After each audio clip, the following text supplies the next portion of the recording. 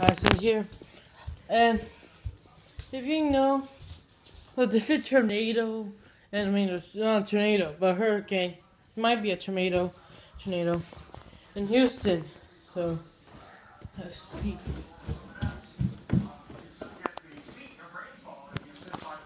Folks in Houston and Galveston don't start to think that if it isn't as strong as they thought it might be, then the rainfall and inland flood hazard is any less. That's still very likely. Houston actually miles per hour. Let's go see. No. Well, let's go outside here. Let's.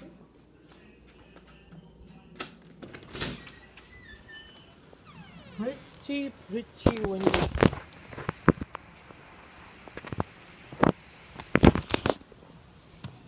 Right now, here you don't probably see it, but right now the winds are blowing a little bit wet. Like it's like when you're the leaves, the leaves like blowing. That's might be a power shortage. I don't know. It might, power lines might trip and break.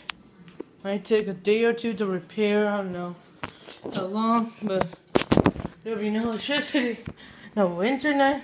Worst of all, no fan. In Houston, it's very hot.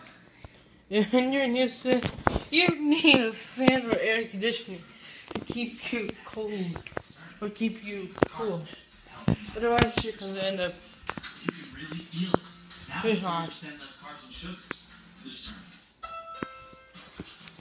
Anyway, everyone watching Houston or something around the hurricane area, it's in Texas, there might be a tornado. That's what I heard. Because how high the streets are. Some heard like 50, 70 miles per hour. It's gonna hit Houston tomorrow. I might do a video about that. I mean, it's a really bad situation where my dad said back in the day, he said back in like 2000 or something, when a really bad hurricane, when it was like a tree,